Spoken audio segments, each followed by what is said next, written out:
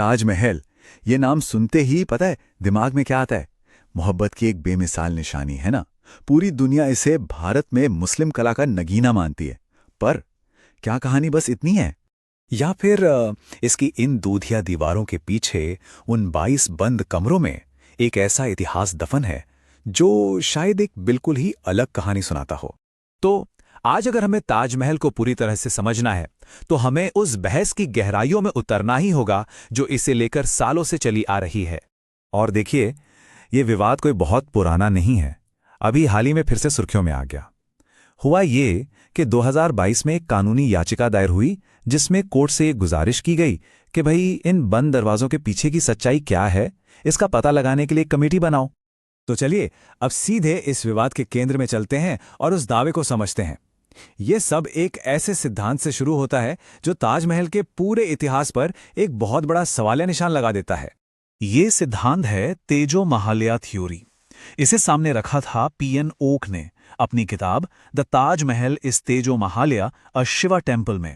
और उनका दावा बिल्कुल सीधा और साफ है कि ये इमारत मकबरा बनने से बहुत बहुत पहले एक प्राचीन शिव मंदिर हुआ करती। अब जो लोग इस थ्योरी को मानते हैं वो कई तर्क देते हैं। पहला तो नाम को लेकर उनका कहना है कि ताजमहल शब्द किसी मुगल दस्तावेज में मिलता ही नहीं और ये असल में तेजो महालय से निकला है। दूसरा, वो इसकी बनावट पर उंगली उठाते हैं, जैसे इसका अष्टकोणीय आकार, गुंबद पर बना कमल। कहते हैं कि ये सब तो हिंदू मंदिर शैली का सबूत है। और हाँ, सबसे बड़ा, सबसे सनसनीखेज दावा तो यही है कि उन 22 बंद कमरों में हिंदू देवताओं की मूर्तियां और एक शिवलिंग तक छिपा हुआ है। तो फिर जब ये सारे दावे अदालत के सामने रखे गए तो हुआ क्या? और उन बंद कमरों का असल मतलब, ऑफिशियल सच क्या है? कोर्ट ने इस याचिका को, आप कह सकते हैं, सीधे सीधे खारिज कर दिया। जजों का स्टैंड एकदम क्लियर था। उन्होंने कहा कि देखिए, ये कोई ऐसा मुद्दा नहीं है जिस पर अदालतें फैसला सुनाएं, ये तो इतिहासकारों के काम का क्षेत्र है, उन्हें ही देखने दीजिए। अब देखिए दावों और सबूतों की इस लड़ाई में क्या हुआ। एक तरफ तो याचिका में दावा था कि उन 22 कमरों में हिंदू देवी देवताओं की मूर्तियां छिपे हैं। दूसरी तरफ जब भारतीय पुरातत्व सर्वेक्षण यानी एएसआई ने अपनी रिपोर्ट दी तो उनकी तस्वीरों में क्या दिखा? सिर्फ रूटीन मेंटेनेंस और दीवारों की मरम्मत का।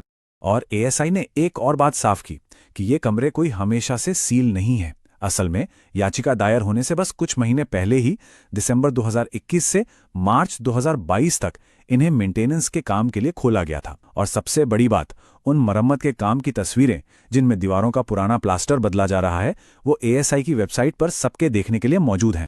तो चलिए इन विवादों और कॉन्स्पिरेसी थ्योरीज से हटकर अब बात करते हैं ताजमहल के असली रहस्यों की।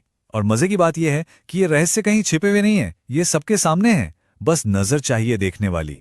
मेरा मतलब है, ताज का असली जादू इसमें नहीं है कि क्या छिपा हो सकता है, बल्कि उसकी बनावट की इंजीनियरिंग और कलाकारी में है, जो आज भी हैरान कर देती है। जैसे कि ये वास्तुशिल्प का जादू, ये शब्द 1665 में एक फ्रांसीसी यात्री ने कहे थे। और क्यों कहे थे? क्योंकि जब आप मेन गेट से अंदर की तरफ जाते हैं तो ताजमहल बड़ा होने के बजाय छोटा होता हुआ महसूस होता है। ये एक ऐसा कमाल का ऑप्टिकल इल्यूजन है जिसने सदियों पहले भी लोगों को हैरान कर दिया था। 1.5 डिग्री, 1.5 डिग्री, ये नंबर सुनने में बहुत छोटा लगता है ना? लेकिन इसके पीछे एक जबरदस्त इंजीनियरिंग छुपी है। ताजमहल की जो चारों मीनारें हैं वो एकदम सीधी नहीं है, उन्हें जानबूझकर बाहर की तरफ ठीक 1.5 डिग्री झुकाया गया है। ये कोई गलती नहीं, बल्कि एक जीनियस प्लान था, ताकि अगर कभी बहुत तेज भूकंप आए तो ये मीनारें मकबरे पर न गिरें बल्कि बाहर की तरफ गिरें।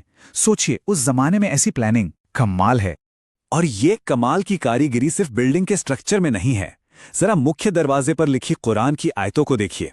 जब हम नीचे से देखते हैं तो सारे अक्षर एक ही साइज के लगते हैं, बराबर। लेकिन यह भी एक ऑप्टिकल इल्यूजन है।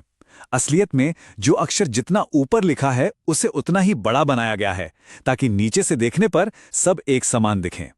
इसे डिजाइन किया था सुलेखक अमानत खान ने। और पता है, उनका ही दस्तखत इस पूरी इमारत पर मौजूद एकमात्र कलाकार का निशान है। लेकिन शायद सबसे ज्यादा हैरान करने वाला राज तो इसकी नींव में छपा है। ताजमहल किसी ठोस चट्टान पर नहीं बना है, ये लकड़ी से बने कुओं के एक बहुत बड़े नेटवर्क पर खड़ा है। और सबसे अजीब बात यह है कि इन लकड़ियों को मजबूत रहने के लिए लगातार नमी की जरूरत होती है, जो उसे यमुना नदी से मिलती है। मतलब सोचकर देखिए, पानी की कमी इस इमारत को कमजोर कर सकती है। कितनी उल्टी बात लगती है ना। खैर, इतने सालों में वक्त और प्रदूषण ने इसकी दूधिया सफेदी पर असर तो डाला ही है, लेकिन इसे साफ करने का तरीका भी बड़ा खास है।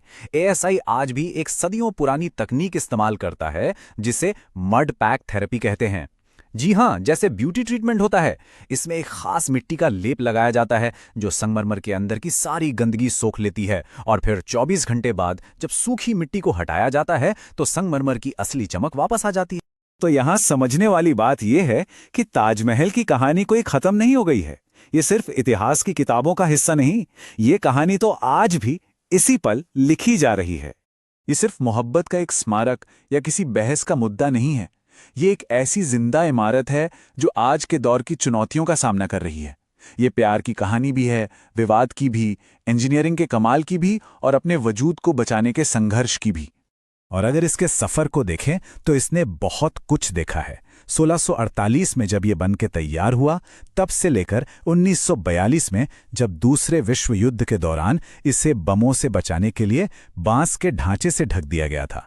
फिर 2022 में कोर्ट में वो याचिका, और अभी 2023 में जब 45 सालों में पहली बार यमुना का उफनता हुआ पानी इसकी दीवारों तक पहुंच गया।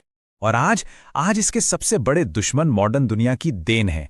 हवा में फैला प्रदूषण इसके संगमरमर को लगातार पीला कर रहा है, और बढ़ता हुआ नदी का पानी इसकी उस अनोखी लकड़ी की नींव के लिए एक बिल्कुल नई चुनौती बनकर खड़ा है। और ये सब हमें सोचने पर मजबूर करता है ना? ताजमहल की एक कहानी हमें याद दिलाती है कि इतिहास की सबसे जानी मानी इमारतों के भी कई पहलू होते हैं, कई अनकही और अनदेखी कहानियां। तो जरा सोचिए, दुनिया में और कितने ऐसे महान स्मारक होंगे जिनके सीने में न जाने कितने राज दफन हैं, और हम बस उनके खुलने का इंतजार